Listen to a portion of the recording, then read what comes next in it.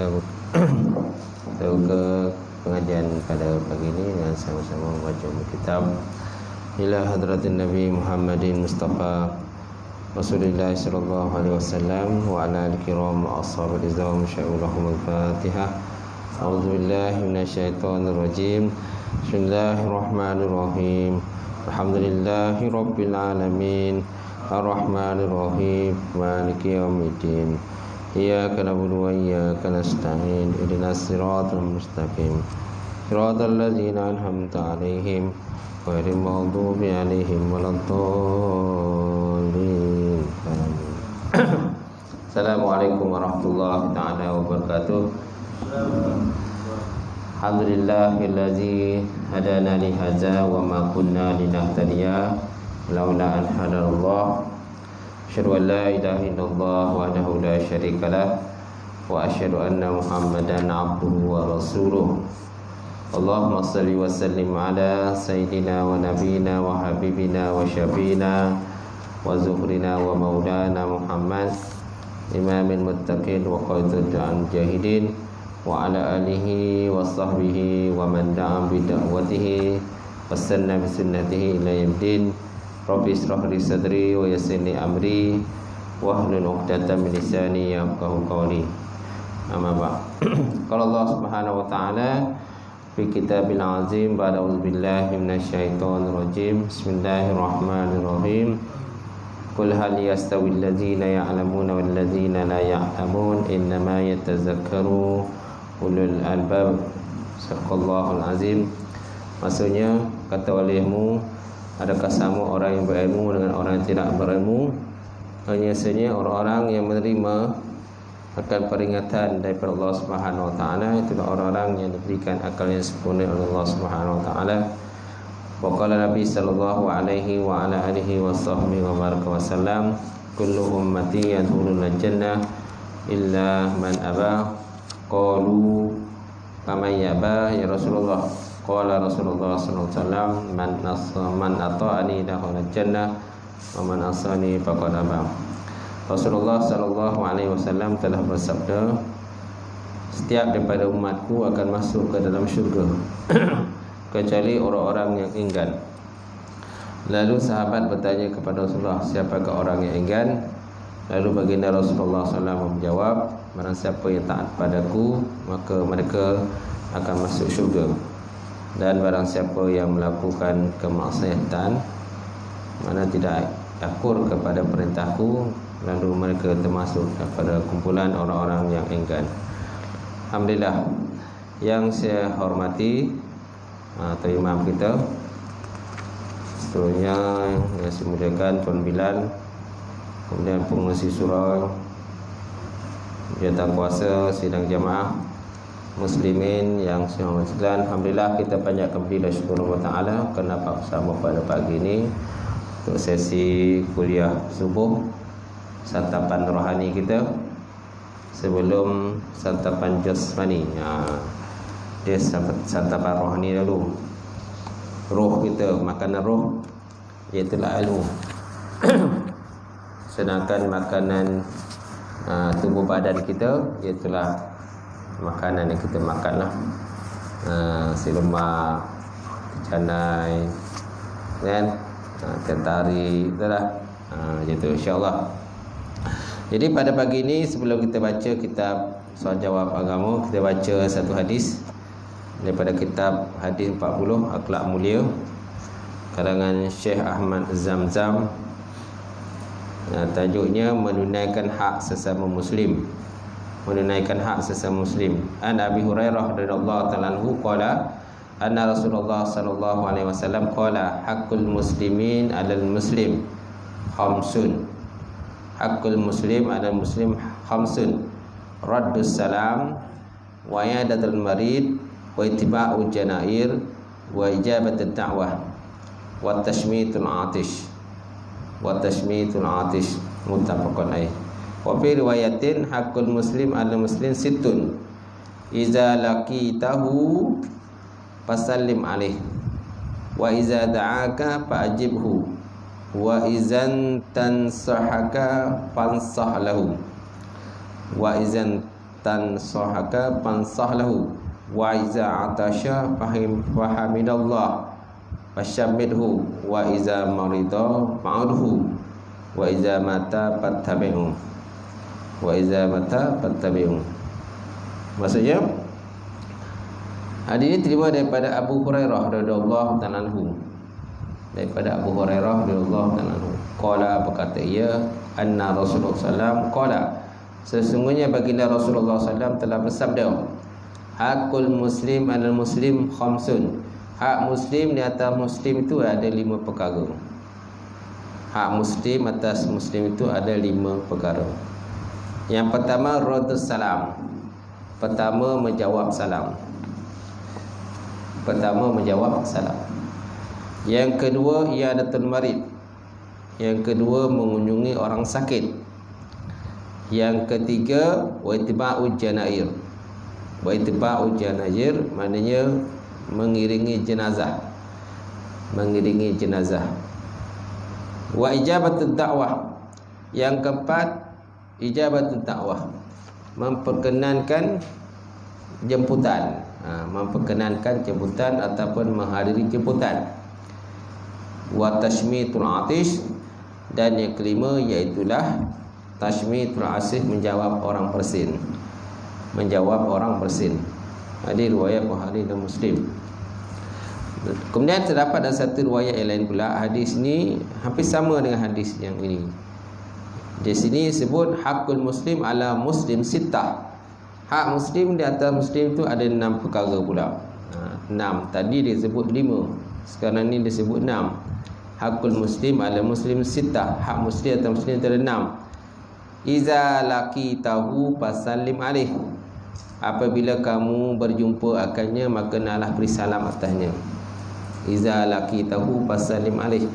Bila kamu berjumpa akannya muslim itu, maka naklah beri salam kepada muslim itu.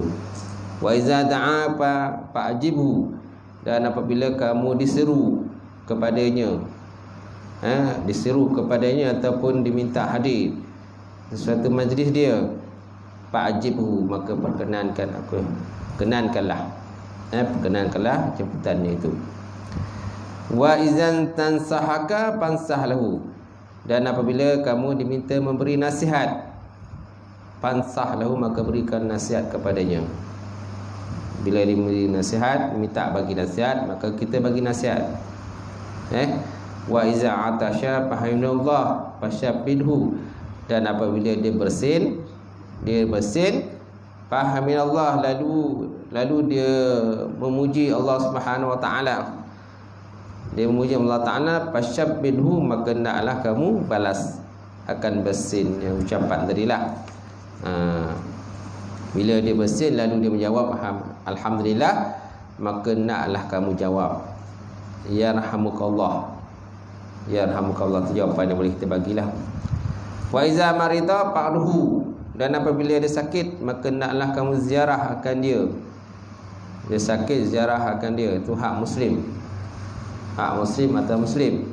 Wa iza mata fattabi'u. Dan apabila dia mati, maka iringi akan jenazahnya ke kuburan. Iringi jenazahnya ke kuburan. Baik, keterangan pada hadis ini menyebutkan beberapa hak yang mesti tunaikan antara sesama muslim. Hak-hak ini dilihat daripada sudut fiqahnya. Ada yang wajib seperti menjawab salam dan menghadiri jemputan berkahwin, dan ada pula yang sunat. Ada yang wajib dan ada yang sunat. Walaupun perkara-perkara ini tidak kesemuanya wajib, tetapi adalah sangat dituntut dalam agama Islam. Walaupun perkara-perkara ini disebut oleh musannif pengarang dah, tidak semuanya wajib, tetapi adalah sangat dituntut dalam agama kita, kerana keakraban dan kemesraan dalam pergaulan adalah bergantung dengan pelaksanaan hak-hak ini, terutamanya dengan sahabat handai atau kaum kerabat kita sendiri. Nampak?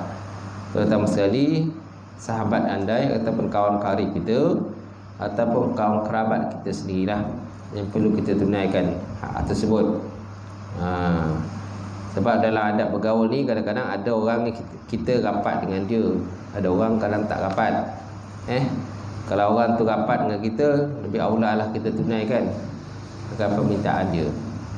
Kalau tak rapat tu lainlah kita pun tak apa kenal kan. Itu. Orang sakit merasa besar hati dan merasakan sedikit keringanan daripada penyakit yang sedang dialaminya apabila diziarahi oleh kaum kerabat dan sahabat andai.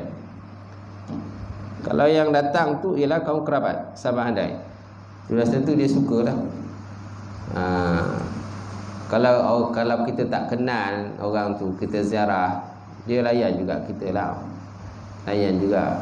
Tapi taklah macam sahabat andai, kaum kerabat kita sendiri. Itu juga kalau kita sakit diziarahi oleh orang, dan kita tak kenal pun orang tu, jadi kemesraan tu kurang lah.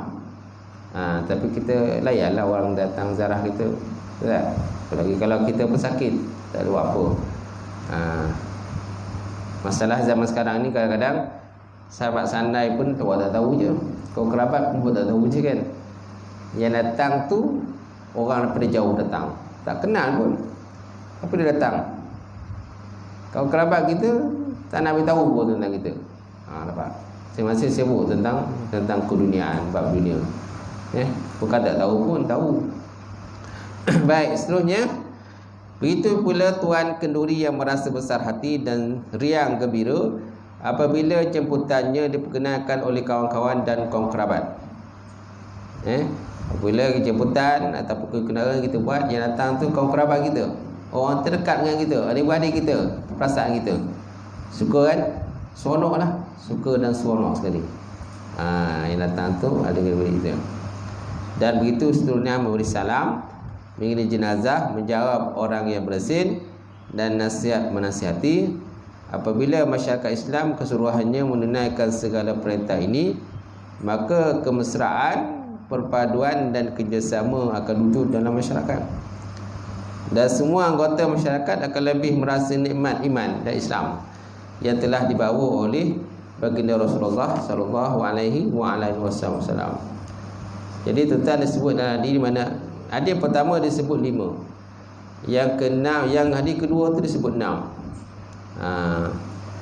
Jadi yang pertama, kalau tengok hadis pertama tadi, raddus salam, menjawab salam lah.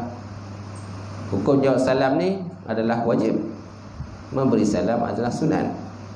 Allah sebut dalam hadis lain tu, berilah salam sama ada kau kenal ke tak kenal. Kebiasaan kita ni bagi salam bagi orang kita kenal, orang tak kenal tak bagi salam.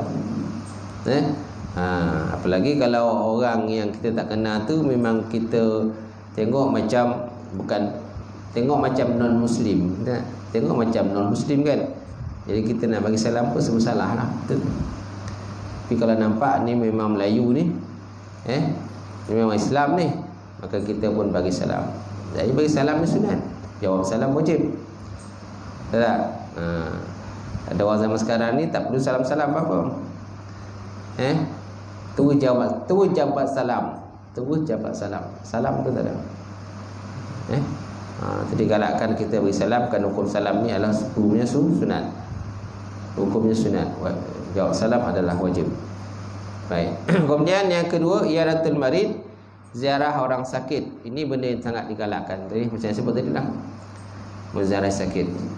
Sama ada orang kenal ke tak kenal ke, galakkan kita menziarah sakit. Rasulullah sallallahu alaihi wasallam ada menyebutkan dalam satu hadis kursi lah, di mana Allah Taala telah berfirman, yang maksudnya, aku sakit wahai anak Adam, kenapa kau tak ziarah? Wahai anak Adam, aku sakit, kenapa kau tak ziarah? Aku susah, kenapa kau tak datang tengok? Jadi anak Adam pun berkata kepada Allah, ya Allah, macam mana aku nak ziarah, sedangkan Tuhan, kau Tuhan sekalian alam, engkau Tuhan sekalian alam, macam mana aku nak ziarah ya Allah? Lalu Allah Subhanahu Wa Taala pun menyebut, bukankah hambaku si Fulan bin Sufulan tersakit, kau tahu dia sakit, kenapa kau tak berziarah? Macam tu. Jadi kita kena pergilah tengok. Lainlah kalau kita ni terlampau sibuk, tak sempat nak pergi. Dan biasanya digalakkan kita pergi ni bila orang tu contoh dah 3 hari sakit baru kita pergilah. Kalau baru sehari sakit tu biasa jarang kita pergi. Dah 2-3 hari sakit baru kita pergi. Ini dah sebulan sakit, dah orang tu dah mati dah. Tak pergi-pergi lagi dia. Tak pergi-pergi, lantaklah kau mampu pergi lagi. Jadi ni satu niat yang tidak baik lah. Satu akhlak yang tidak baik. Janganlah kita tunggu orang tu dah sebulan, 2 bulan sakit baru kita nak pergi tengok. Gitu. Kalau sebut dalam adab Islam itu kan, 3 hari kita dengar sahabat tu dah sakit, pergi dah tengok. Sakit dia tak tahu macam mana sakit dia. Lainlah kalau kita dia memang nak pergi, ada juga kadang-kadang masih nak pergi tu terlupa. Dah terlupa, dah sebulan dah ingat balik orang tu sakit. Mula-mula tu dia ingat, 2-3 hari tu dia ingat orang tu sakit. Orang tu masuk hospital. Apa itu disebabkan oleh sibuk, lupa pula nak ziarah dia. Itu lain. Itu syaitan lupa kita. Jangan kita buat-buat lupa sudah. Banyak orang buat-buat lupa lah. Dah meninggalkan baru pergi tengok kan. Gitu. Yelah, walaupun begitu tetap ada pahala lah. Pahala tetap ada bagi kita ziarah orang yang meninggal dunia. Kalau sebut dalam hadis Nabi itu kan, orang tu mendapat 1 qirat. Kalau dia pergi tengok orang itu ketika orang tu sakit kan, orang tu mendapat 2 qirat. Mana ketika sakit dia datang tengok, lepas tu orang tu meninggal sampai ke kubur, dia dapat 2 qirat. Kalau hanya sekadar datang tengok orang tu waktu dia dah meninggal, maka dapat 1 qirat sajalah. Apa maksud qirat? Qirat ni ialah pahala sebesar Bukit Uhud. Pahalanya sebesar Bukit Uhud. So kalau kita datang awal waktu dia sakit, kita dah pergi tengok dah, sampailah dia meninggal pun kita ziarah dia, pergi iring jenazah ke kubur, jadi orang itu mendapat 2 qirat. 2 pahala, besar pahala kan. Dan kita ziarah orang sakit pun janganlah kita depan dia tu kita mengumpat dia, cakap benda bukan-bukan. Kita mengutuk dia, maki hamun dia dan sebagainya. Ni pun satu niat yang tidak baiklah. Datang orang tu sakit dan kita tahu dia pengair tak elok, memang patutlah kau ni mati copek dekat dia. Memang patutlah kau ni sakit kita. Sebab kau ni dogi tu nak dengar cakap orang. Orang tu dah sakit, kita maki hamulah dia lagi bertambah sakit dia. Lagi parah sakit dia. Lagi sompun je. Jadi kalau orang sakit tu bawalah doa. Kalau orang sakit bawalah doa, doakan dia supaya dimudahkan segala urusan, berikan kesihatan, kemaatan Allah Taala. Baik. Kemudian itiba'u janazah. Dan yang ketiga dalam hadis yang pertama tadi, itiba'un nazir mana kata mengiringi jenazah. Mengiringi jenazah sampai ke kubur lah. Macam tu. Ni kalau jenazah tu jenazah yang koma, yang normal. Kalau jenazah yang COVID ni tak boleh lah kita nak pergi nak iring-iring. Nak aja tu. Kalau nak pergi pun tengok daripada jauh lah dapat. Tengok daripada jauh je. Kalau COVID kan. Tapi kalau jenazah ni jenazah yang biasa kan, tak ada masalah untuk kita angkat dia kan, kita semayangkan dia, kita pikul dia, bawa ke kubur dan sebagainya. Inilah yang dikatakan tadi mendapat 2 qirat tadi lah.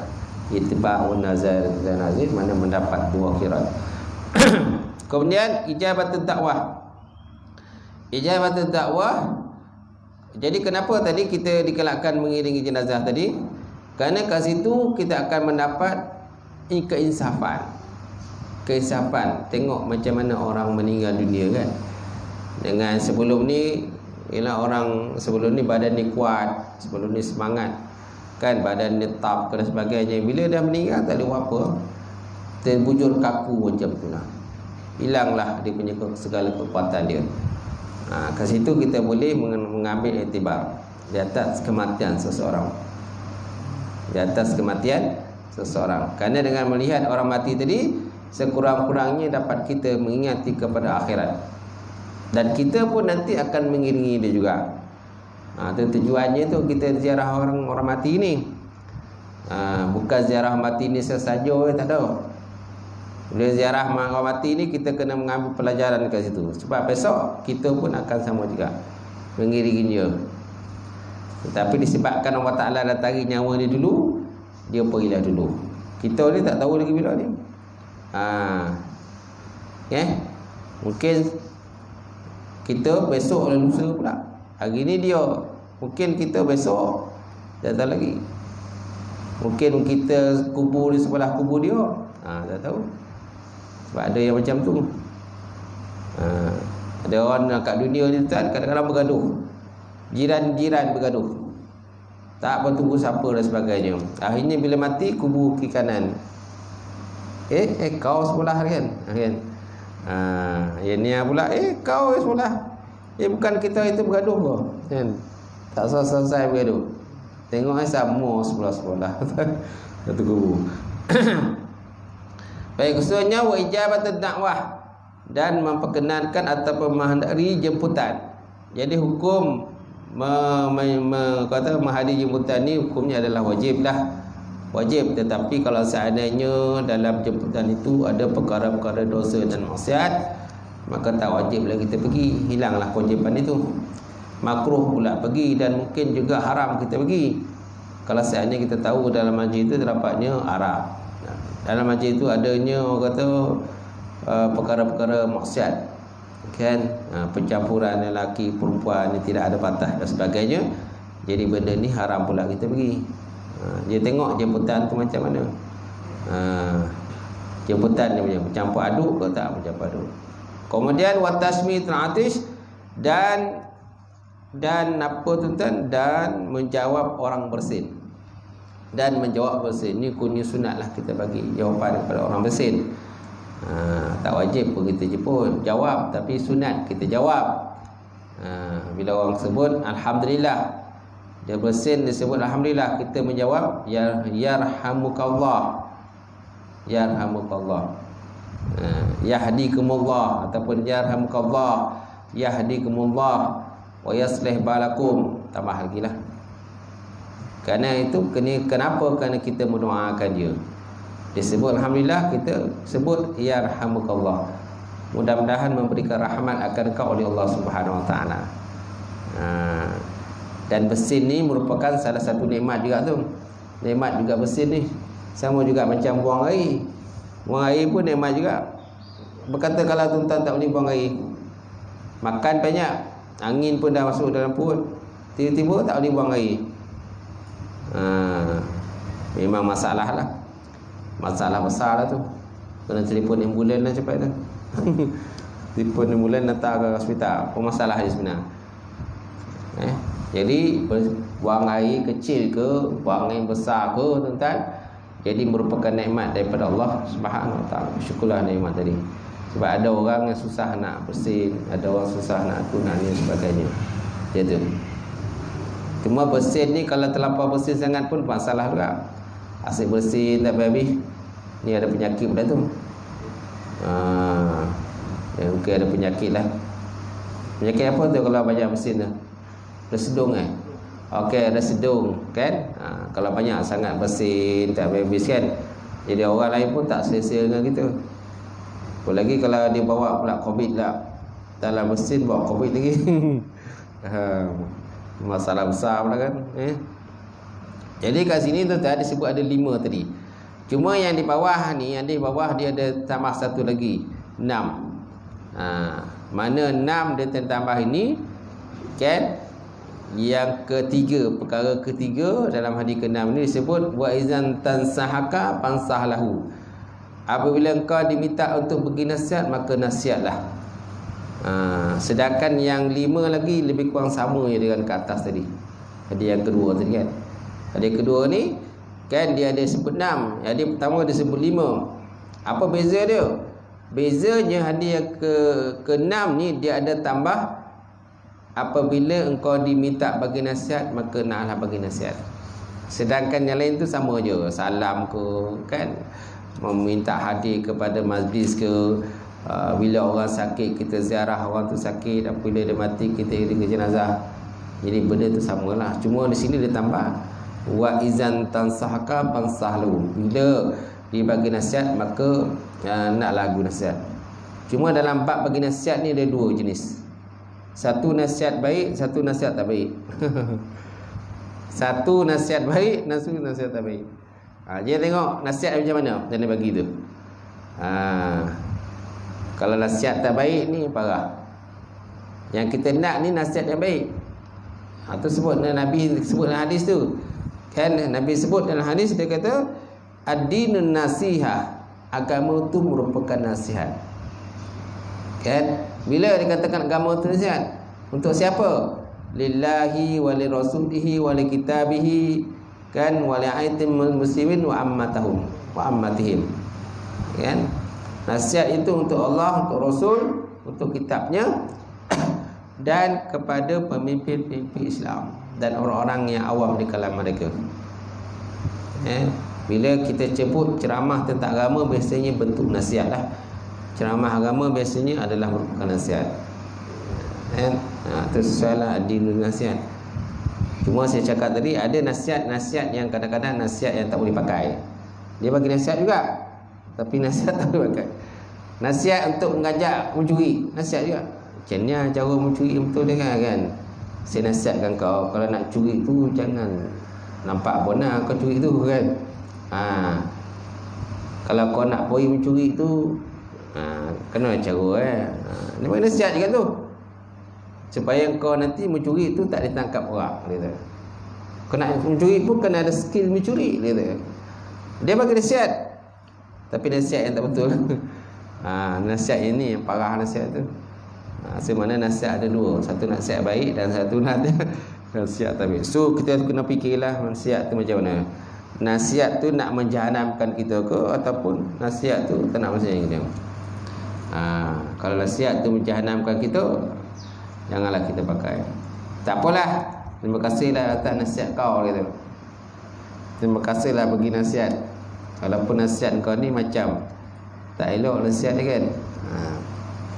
Jadi kita kena fikirlah. Jadi Allah Ta'ala bagi kita akal fikiran untuk kita berfikir, sama ada kan nasihat itu baik ataupun nasihat itu tidak baik. Kalau nasihat baik, alhamdulillah lah, baiklah. Kita jadi pedoman dalam kehidupan kita, insya-Allah. Boleh kan? Boleh. So kita lihat hadis kitab ni pula. Kitab soal jawab agama ni.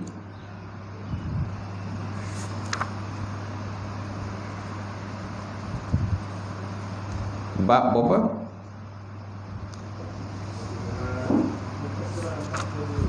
Bab 2 Okey, 91. Berapakah bilangan Nabi diutus oleh Allah Ta'ala? Tengok. Berapakah bilangan Nabi yang diutus oleh Allah Subhanahu Wa Ta'ala? Jawapannya, Auzubillahi minasyaitonir rajim. Inna auhayna ilaika kama auhayna ila Nuh wan nabi min ba'di.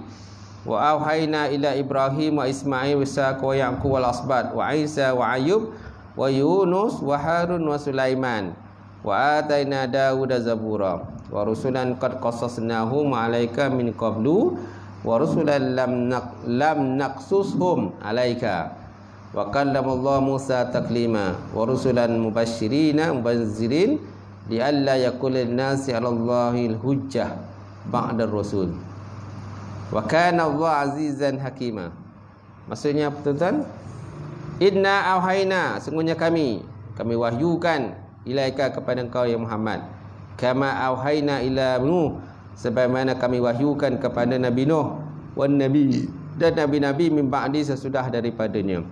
Wa auhayna ila Ibrahim, dan kami wahyukan kepada Nabi Ibrahim, wa Ismail, dan Nabi Ismail, wa Ishaq, dan Nabi Ishaq, wal Yaqub, dan Nabi Yaqub, wal asbat. Asbat ni adalah anak cucu kepada Nabi Allah Yaqub alaihissalam, seperti Nabi Yusuf, kan, Nabi apa lagi, Nabi yang lain-lain lah, yang anak cucu kepada Nabi Allah Yaqub alaihissalam. Wa Isa ada Nabi Isa, wa Ayub dan Nabi Ayub, wa Yunus dan Yunus, wa Harun dan Nabi Harun, wa Sulaiman dan Nabi Sulaiman.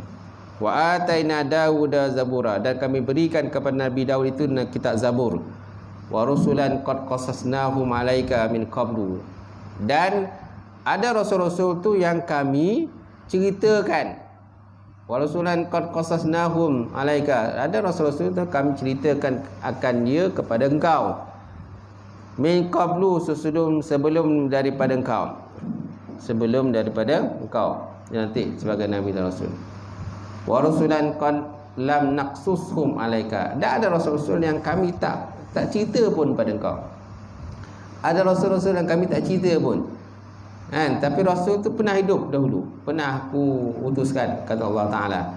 Wa kallamallahu Musa taklima, dan Allah Ta'ala berkalam dengan Musa dengan kalam yang sempurna. Rusulan mubasyirin wa muzzirin, rasul-rasul itu memberi kabar gembira dan juga kabar menduka citakan. Li'alla yakula linnasi 'ala Allahi hujjah, supaya kan supaya tidak adalah mereka itu bagi manusia di atas umat Ta'ala itu hujah ba'd rasul, sudah berasul. Maksudnya tidak ada sebarang lagi alasan bodoh dalih pada hari kiamat. Itu maksudnya supaya manusia ni besok kan, di akhirat besok jangan ada lagi dolak dalih menyatakan kata kami tak utuskan rasul, kami tak perintah pun untuk solat, kami tak suruh pun kau buat baik dan sebagainya. Jadi mereka tak ada alasan lagi untuk supaya menghindarkan diri, supaya mereka terlepas. Jadi rasul-rasul dah utuskan. Jangan besok kami tak tahu pun sembahyang ni wajib, kami tak tahu pun puasa Ramadan tu wajib, tak ada siapa beritahu pada kami. Jadi tak ada alasan lah macam tu, sebab rasul-rasul telah diutuskan. Ulama-ulama pun telah pun dipilih oleh Allah Subhanahu Wa Taala, para ulama untuk menyampaikan mesej Islam kepada kamu. Mubalik kan, pendakwah pun ramai yang aku dah lantik. Allah Taala kata aku dah pilih dah pendakwah ni untuk menyampaikan mesej Islam kepada kamu. Apa alasan kamu pula? Ya tu. Selamat datang Pak Fadil gitu. InsyaAllah. Baik. Rusulan mubasyirin wa muzzirin li'alla yakula linnasi 'ala Allah hujjatun ba'da rasul. Itu. Jadi rasul-rasul yang telah kami utuskan tadi, mereka membawa kabar gembira dan juga kabar menduka citakan. Li'alla yakula linnasi 'alaitun hujjah, supaya manusia besok atau Allah Ta'ala tu tidak ada dolak lain lagi. Tak ada dolak lain lagi untuk orang kata supaya nak lepas dirilah. Masing-masing aku dah utuskan kepada kamu. Kalau nabi-nabi dah wafat, ada ulama-ulama, ada pendawah-pendawah yang telah aku pilih untuk memberikan mesej Islam kepada kamu. Macam tu. Wa kana Allahu azizan hakima, dan ada Allah Ta'ala itu maha gagah lagi maha bijaksana. Pada. Jadi Ibnu Katsir menjelaskan bahawa nabi-nabi yang disebut secara jelas akan namanya dalam Quran Karim ialah selamanya 25 orang. Jadi disebut dalam hadis ini, dalam ayat Quran ini disebut 25 orang. Okay. Kenapa disebut nabi? Kenapa tak sebut rasul? Kerana bila kita sebut nabi, sudah tentu dia rasul. Bila kita sebut nabi, belum tentu rasul. Tapi bila sebut kita rasul, kita tentu dia nabi. Dia sebut rasul, sudah tentu dia nabi. Tapi di sini disebut berkenaan dengan nabi lah. Sebab kebanyakan ni pun semua nabi-nabi ni. Kerana semua tu yang 25 sebut ni pun nabi. Tetapi kalau kita sebut rasul lebih sesuai lah. Kerana mereka dilantik ini semua adalah merupakan rasul. Disebut dalam Quran tu ada 25 rasul. Tapi sebenarnya rasul ada berapa? Rasul ada 313. Para nabi itu yang ramai. Jumlah nabi yang tidak terhitung ramainya. Cuma kalau ikut boleh sebut ulama, dia kata ada 124,000 nabi. Nabi ada 124,000. Itu yang dapat dikesan melalui orang kata para ulama dan sebagainya, terdapat 124,000. Yang tak dapat dikesal lagi, tak tahulah berapa dia. Macam tu ramai. Baik. Kemudian mana 25 tadi? Nabi Adam, Nabi Idris, Nabi Nuh, Nabi Hud, Nabi Saleh, Ibrahim, Lut, Ismail dan seterusnya lah. Itu juga Nabi Zulkifli mengikut kebanyakan daripada ulama tafsir. Mereka diketahui oleh Nabi Muhammad sallallahu alaihi wasallam. Menurut Ibn Katsir, para ulama bersisi pendapat tentang milah para nabi dan rasul. Pendapat yang masyhur adalah seperti dalam sebuah hadis yang panjang yang diriwayat oleh Abu Zar. Mana hadis itu kan? Inilah hadis berkenaan 124,000 tu. An Abi Huzar qala qultu ya Rasulullah kam anbiya qala mi'ah alfin wa arba'una wa ishruna alfan. Qultu ya Rasulullah wa kam rasul minhum qala salasa mi'ah wa salasa asyara jamman ghafiran. Qultu ya Rasulullah man kana awwalukum qala Adam. Qalu ya Rasulullah nabiyyun mursal qala na'am khalaqallahu biyadihi wa nafaha fihi min ruhi summa sawahu qubula summa qala ya Abazar arba'atu siryaniyun Adam wa Syih wa Nuh wa Khunuhun wa huwa Idris wa huwa awalu man khatta bil qalam wa arba'un min Arab Hud, Saleh, Syuaib wa nabiyuka ya Abu Zar wa awalu nabiyyu min bani Israil Musa wa akhiruhum Isa wa alu nabiyina Adam wa akhiru nabiyuka. Daripada Abu Zar katanya, aku berkata, ya wahai Rasulullah, berapakah bilangan para nabi? Lalu Nabi SAW pun menjawab 124,000 orang. Mi'ah alfin wa arba'un wa ishruna alfan. Itulah 124,000 orang. Aku berkata, bilang wahai Rasulullah, berapakah bilangan Rasul daripada kalangan mereka? Jawab baginda 313 orang bilangannya. Bilangan yang banyak. 313 jam'an wa wafiran. Qultu ya Rasulullah man kana awlukum, siapakah orang yang pertama sekali di kalangan para nabi? Iaitu Nabi Adam alaihissalam. Adam alaihissalam, itu nabi yang pertama sekali dicipta oleh Allah Subhanahu wa taala. Baik, seterusnya, siapakah nabi yang paling awal? Itulah Adam. Aku, wahai Rasulullah, adakah ia nabi yang mursal? Adakah dia nabi yang diutuskan ataupun rasul? Jawabnya ya. Allah Ta'ala menciptanya dengan tangannya dan ditiup padanya ke ruh. Kemudian Allah Ta'ala memperelokkan akan bentuk badan tubuhnya. Semasa wahu kubula. Qala ya Abu Zar. Kemudian Abu Zar dia kata, kemudian Nabi bersabda lagi, wahai Abu Zar, 4 orang nabi daripada bangsa Syriani, iaitulah Nabi Adam, Nabi Syih, Nabi Nuh dan Nabi Khanuh. Tak pernah dengar kan Nabi Khanuh ni? Ini disebut dalam hadis ini Nabi Khanuh, Khanun waw kha, Nabi Khanuh. Kemudian Khanuh ialah Idris, dan dialah orang terawal menulis dengan pena.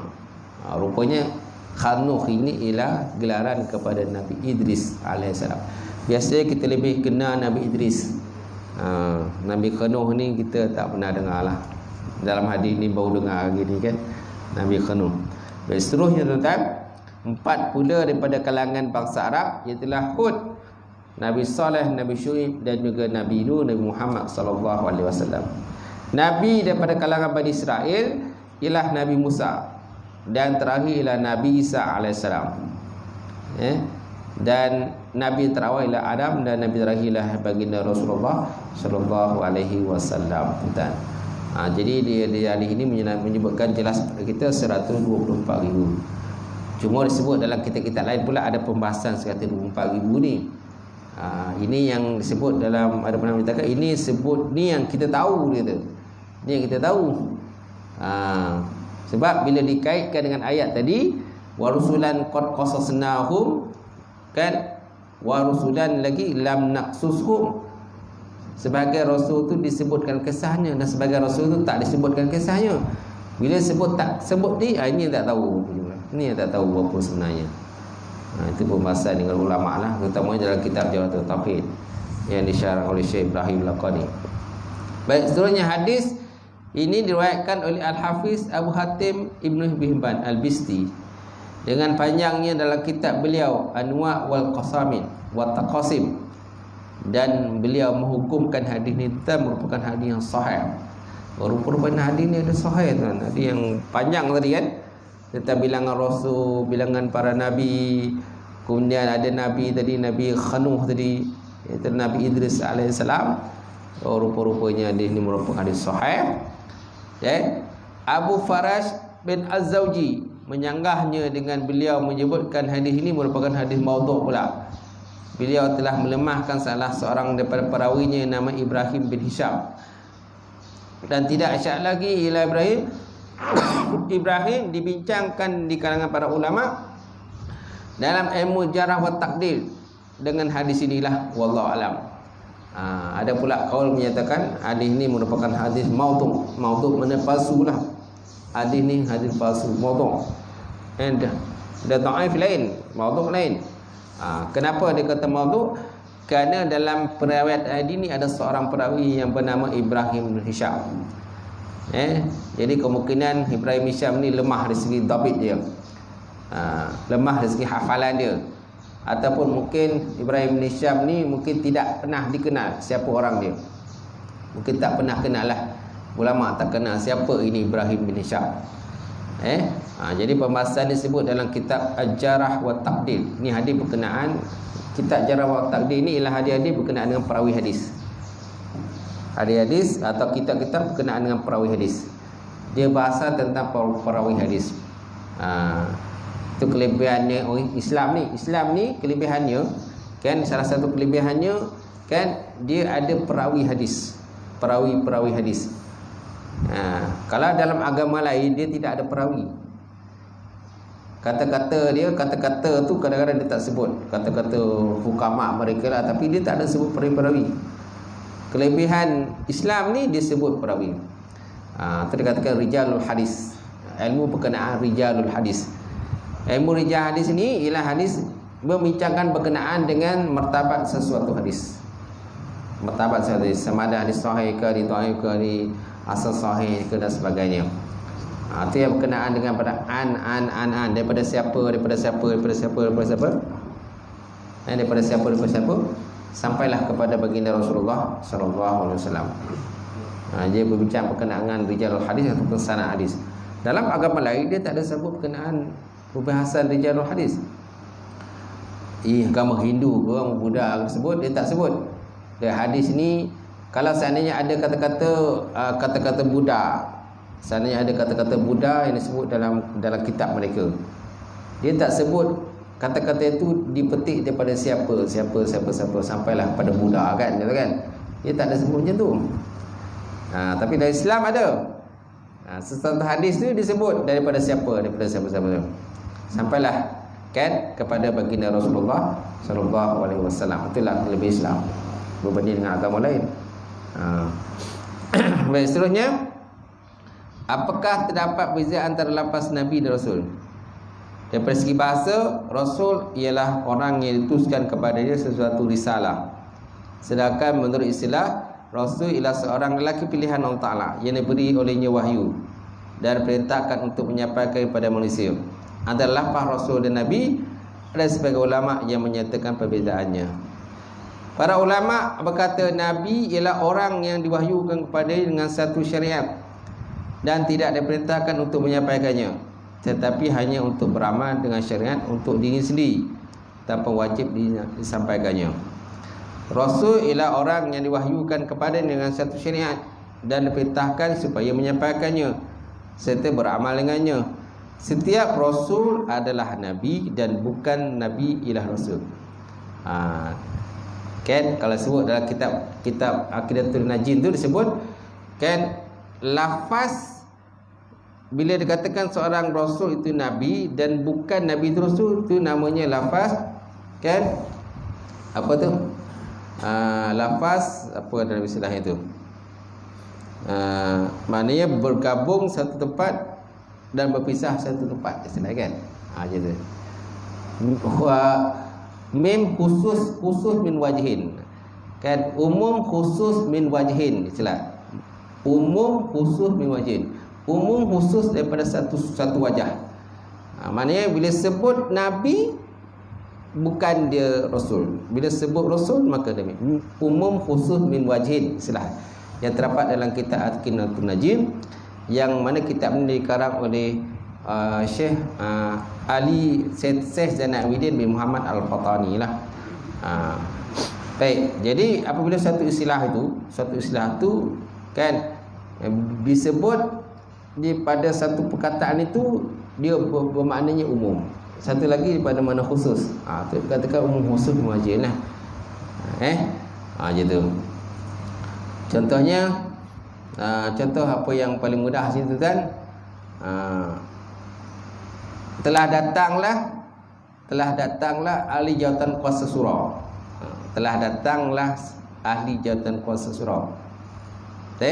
Tetapi daripada setiap ahli jawatan kuasa surau itu bukan jawatan kuasa taman. Bukan jawatan kuasa taman. Telah datanglah semua ahli jawatan kuasa surau. Tapi daripada setiap ahli jawatan kuasa itu bukan jawatan kuasa taman. Ada yang kuasa taman, ada jawatan yang tidak jawatan kuasa taman. Itu dikatakan umum khusus min wajhin. Nampak tak? Yang datang tu jawatan kuasa surau. Tapi yang daripada yang datang itu tak semua jawatan kuasa taman. Ada yang jawatan kuasa taman, ada yang tidak. Kan gitu. Faham kan? Gitu. Seterusnya, para nabi lebih ramai daripada para rasul. Allah Ta'ala menyebut sebahagian rasul dalam Quran dan sebagainya lagi tidak sebut dalam Quran. Itu yang tadi. Walaqad arsalna rusulan min qablu minhum man qasasna 'alaika wa minhum man lam naqsus 'alaika wa ma kana rasulun ay ya'tiya bi ayatin illa biiznillah. Ini saya apa tadi? Mana ada sebahagian dicerita, ada sebahagian tak dicerita. Dan sebahagian dicerita tu pun tak semua benda yang kita tahu. Tak semua benda yang kadang kita ingat. Ada yang kadang kita ingat, ada yang tak ingat. Bila buka dia cerita tu, baru ingat balik. Sebabkan kita ni banyak fikir tentang bab-bab dunia juga. Ada masa kan ingat, ada masa tak ingat. Bila bagi soalan jawapan, soalan peperiksaan kita tak boleh nak jawab. Sebab apa? Kita jarang baca berkenaan dengan Rasul Nabi tersebut. Sebab tu paling tidak pun kita adalah kat rumah kita tu kitab ke buku berkenaan para nabi dan para rasul. 25 orang rasul adalah kat rumah kita beri kitab, buku letak kat rumah. Bila pergi kan tengoklah, bacalah balik. Gitu. Ni satu buku pun tak ada, jangan nak baca. Jadi berdasarkan ayat ini jelaslah bahawa semua yang disebut dalam Quran adalah kalangan para nabi, maka mereka ialah rasul. Menurut Dr. As-Saghar, Rasul ialah seorang yang diwahyukan padanya dengan syarak yang baru. Manakala Nabi pula orang yang dibangkitkan untuk menetapkan ataupun mengukuhkan syarak sebelumnya. Jadi definisi kemukaan beliau berasaskan kepada pendapat yang menyatakan Nabi tidak diperintahkan menyampaikan wahyu adalah ditolak. Nampak? Pendapat ini dia kata, pendapat Dr. As-Saghar ni maknanya kan Nabi ialah seorang yang diberikan syariat tapi tak perlu menyampaikan kepada orang lain. Jadi pendapat ni ditolaklah, dia kata. Kerana setiap nabi ini takkanlah dia tak menyampaikan pada orang lain. Tak? Sudah tentu para nabi tentu kena menyampaikan juga pada orang lain. Sebenarnya tak ada bezalah nabi dengan para rasul pada dia. Nabi tetap menyampaikan, kan, dan rasul pun tetap menyampaikan juga syariat kepada orang ramai. Nampak tak? Berbeza dengan pendapat yang awal tadi. Kalau ikut pendapat yang awal tadi menyatakan bahawa pendapat yang muka sebelah tadi menyatakan Nabi ialah seseorang yang tak perlu menyampaikan syariat untuk diri sendiri. Rasul yang kena menyampaikan. Jadi berbeza dengan pendapat Dr. As-Saghar ini. As-Saghar kan? Dia kata Rasul ialah orang yang diwahyukan pada dengan syarat yang baru. Manakala Nabi pula orang yang dibangkitkan untuk menetapkan ataupun mengukuhkan syarat sebelumnya. Definisi yang dikemukakan beliau berasaskan kepada pendapat yang menyatakan Nabi tidak diperintah menyampaikan wahyu adalah ditolak. Definisi di atas ditolak berdasarkan beberapa hujah. Antaranya Allah Ta'ala telah menaskan bahawa Dia mengutuskan Nabi-Nabi sebagaimana mengutuskan Rasul-Rasul. Maka pengutusan itu bermaksud wajib menyampaikan wahyunya kepada manusia. Nampak tak? Sebenarnya Nabi pun kena menyampaikan juga. Jadi berbeza dengan pendapat yang sebelum ini, yang di sebelah itulah. Hujah lain pula ialah meninggalkan tabligh merupakan satu sifat menyembunyikan wahyu Allah, dan Allah tidak menurunkan wahyunya untuk disembunyikan dan hilang begitu saja. Nampak tak? Sedangkan Nabi sepatutnya kena menyampaikan. Nabi sepatutnya kena menyampaikan. Sifat yang wajib pada Nabi. Apa sifat yang wajib pada Nabi? Pertama, sidik, benar. Kedua, tabligh, menyampaikan. Ketiga, fatanah, cerdik. Keempat, amanah. Keempat, amanahkan. Ini sifat yang wajib pada para Nabi dan juga para Rasul, kan? Jadi kalau seandainya tidak ada tabligh, tidak ada sifat menyampaikan, jadi maknanya tak ada sifat tabligh lah, menyampaikan. Semaknanya kalau begitu pada Nabi ini ada 3 sifat je lah yang wajib. Ada 3 lah. Tak adalah tabligh. Sedangkan tabligh termasuk dalam sifat Nabi, menyampaikan. Kalau digugurkan tabligh ni untuk para Nabi, maknanya ada 3 sifat je lah. Pertama, benar, sidik. Kedua, fatanah, cerdik. Ketiga, amanah. Tabligh tak ada lah. Nampak? Jadi kat situ pula dia punya hujah dia. Nampak? Jadi ulajah ialah meninggalkan tabligh merupakan satu sifat menyembunyikan wahyu Allah Ta'ala, dan Allah Ta'ala tidak menurunkan wahyunya untuk disembunyikan dan hilang begitu sahaja. Hujah terakhir ialah hadis bahawa Rasulullah SAW bersabda, "Uridat alayya umam wa ra'aitu nabiyyu wa mahu arahtu wan nabiyyu wa mahu arrajulu wa rajulaini wan nabiyyu wa laisa ma'ahu ahadun." Dibentangkan kepadaku umat terdahulu, lalu aku melihat seorang nabi bersamanya sekumpulan pengikut, dan seorang nabi ada bersamanya seorang lelaki dan 2 orang lelaki, manakala seorang nabi ada yang tiada bersamanya seorang pengikut pun. Nampak tak? Jadi pada hadis menunjukkan bahawa ada pengikut. Mana Nabi ada yang pengikut, ada yang ramai pengikut, ada yang kurang pengikut. So kat sini jelas menunjukkan bahawa sudah tentu Nabi ini dia mentabligh, menyampaikan. Dia berdakwah. Tak? Sudah tentu dia berdakwah. Jadi ternafilah pendapat menyatakan bahawa Nabi ini tak menyampaikan syariat. Nabi untuk mengamal untuk diri sendiri. Jadi ternafilah. Tolaklah pendapat begitu. Kerana banyak kita berpahaman begitu. Banyak kita berpahaman bahawa Nabi ini tak perlu menyampaikan pada orang lain. Cukupnya syariat untuk diri sendiri. Sedangkan Rasul yang kena menyampaikan. Jadi hujah ni tertolaklah kalau dikira ke sini. Sebab kalau disebut pada hadis ini, dibentangkan padaku umat terdahulu, lalu aku melihat seorang Nabi bersamanya sekumpulan pengikut, dan seorang Nabi ada bersamanya seorang lelaki dan 2 orang lelaki, manakala seorang Nabi pula tiada pengikut. Jadi bagaimana dengan Nabi ada pengikut? Setelah itu Nabi itu menyampaikan mesej kepada mereka. Itu maknanya ada pengikut. Maka ini semua menunjukkan bahawa Nabi-Nabi juga diperintahkan supaya menyampaikan risalah atau syariat, dan mereka berbeza daripada segi penerimaan kaum masing-masing. Kan? Mereka berbeza. Wallahu a'lam bissawab. Sampai setelah perbincangan kita tentang pada pagi ini, InsyaAllah akan datang kita masuk lagi kenapa Nabi diberikan mukjizat. Wallahu a'lam bissawab. Wa ila bijam. Ada soalan? Pertanyaan ada tak?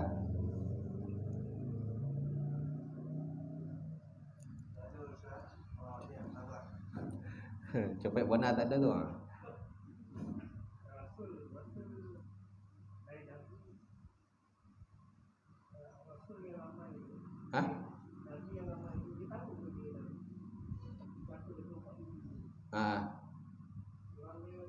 Nabi itu tahu ke? Adakah Nabi tu tahu 124,000 tu? Ini wallah alam lah, tak tahulah kita sama ada Nabi tu tahu 124,000 itu kan. Cuma yang disebut ni Nabi Muhammad yang tahu berdasarkan pada hadis tadi lah, ataupun berdasarkan pada wahyu Allah Ta'ala mungkin ya. Jadi Nabi ni beritahu jumlah Nabi itu 124,000 ataupun lebih lah, ataupun lebih, wallahu alam lah. Cuma Nabi yang sebelum tu, contohnya Nabi Adam, adakah Nabi Adam tahu semua Nabi 124,000? Tak tahulah kita, wallahu alam lah. Tapi kalau Allah Ta'ala mewahyukan pada dia bahawa jumlah Nabi 124,000 tu, dia tahulah. Dia tahulah jumlah Nabi 124,000. Jumlah Rasul tu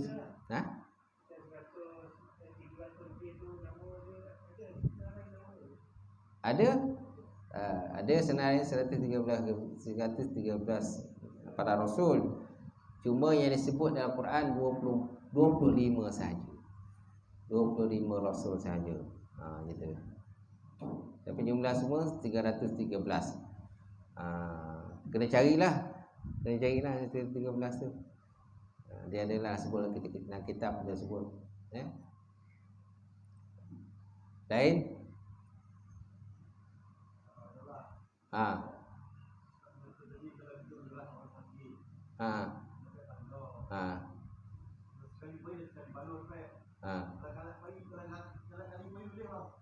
Boleh.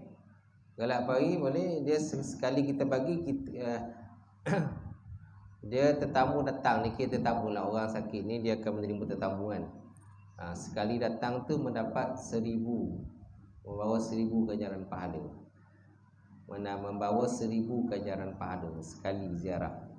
Kalau banyak ziarah lagi banyaklah pahala kan, keberkatan tu ada.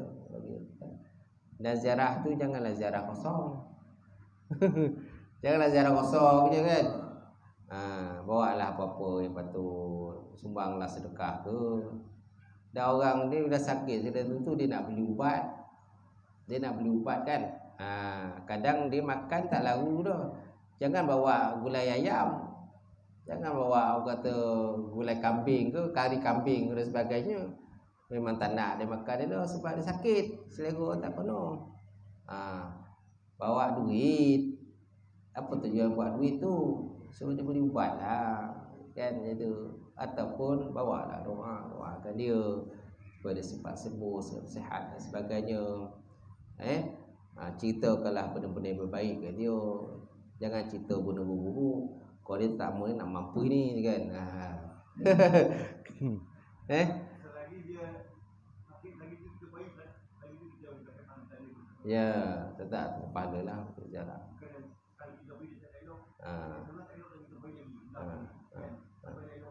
Pergilah. Tetap ada pahala. Tapi kalau ikut pada adab ziarah ni, jangan terlampau lama. Ketika ziarah jangan terlampau lama. Apalagi kalau kita ziarah ke hospital, kan? Dah bersidai kata orang tu, waktu sakit.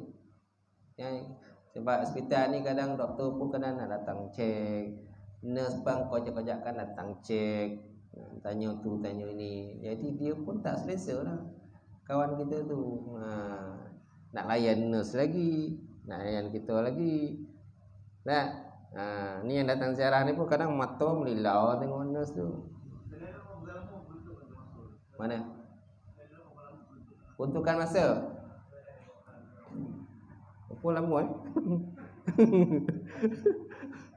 berapa lama peruntukan saya? Setengah jam. Dia tidak terlampau lama lah. Silah kita.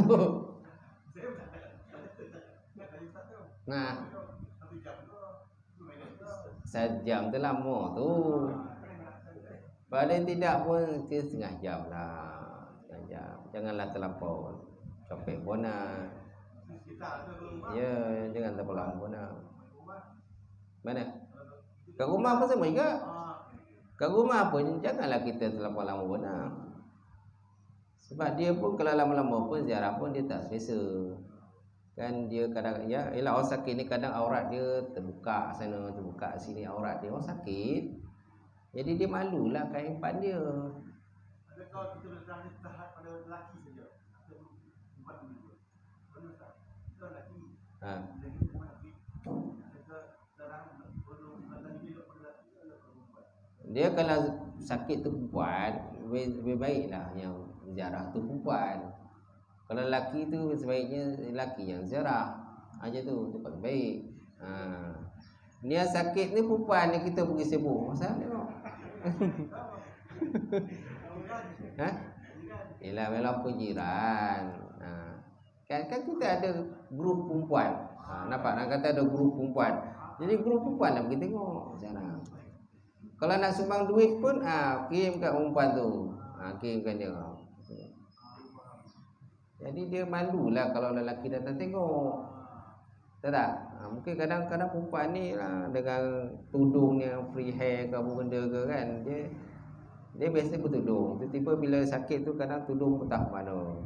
Kan kain pun kan terselak sana terselak sini sebagainya. Jadi dia pun tak selesa. Biarlah perempuan datang tengok. Jadi perempuan dia taklah malu sangat dengan perempuan. Gitu. Dah. Faham kan?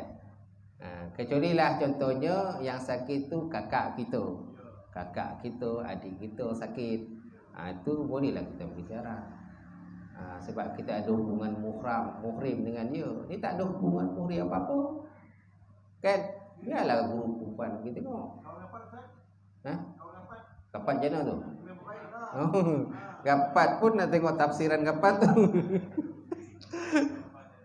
Nah, dia tafsiran kapat tu macam mana? Kapatnya no. Itu bahaya tu.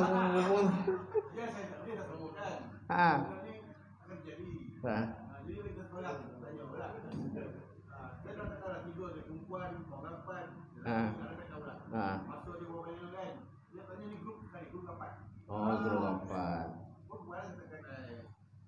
Yalah, guru kapat macam mana pun daripada konteks Islam, kita ada had pergaulan. Walaupun kapat macam mana pun, mesti ada had pergaulan sebab dia bukan muhrim kita.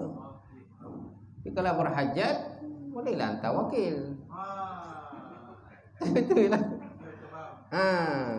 Hajat hantar wakil. Imam ada belakang. Boleh.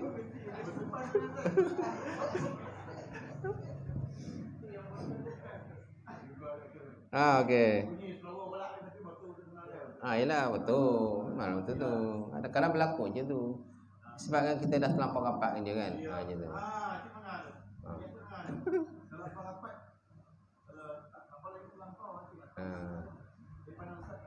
Dia kalau rapat-rapat nanti melekat. Nanti rapat-rapat. Kita jangan rapat-rapat pun lah. Melekat nanti. Okey. Okey bila ya. Auzubillahi minasyaitonirrajim. Alhamdulillahi rabbil alamin wassalatu wassalamu ala asyrofil mursalin wa ala alihi washabbihi ajmain. Allahumma zidna ilman nafi'a wa yaqina as-sadiqa wa ma'lum taqabbala rizqan halalan mubarakatan katsira wa sayyana fatai alim wa lana qulubana bi nuri ma'rifataka wa aftahna futuha al-arifin. Allahumma faqina fidin, Allahumma faqina fidin. Allahumma ja'al hadza jam'al marhuma wa tafarruqana min ba'dihi tafarruqan ma'suma. Allahumma inna na'udzubika min jahdil bala wa dakish syaqa wa su'il qada wa samadil ala. Allahumma rfa'na al-bala wal wala wal waba wal fasya wal munkar wal fitan wa suyutul muhtabati ma zahara minka wa ma batan min baladina hadza khassah wa min buldanil muslimin ka wal amma innaka ala kulli syai'in qadir. Rabbana atina fid dunya hasanah wa fil akhirati hasanah wa qina azabannar. Walhamdulillahi rabbil alamin. Qabbalallahu minkum.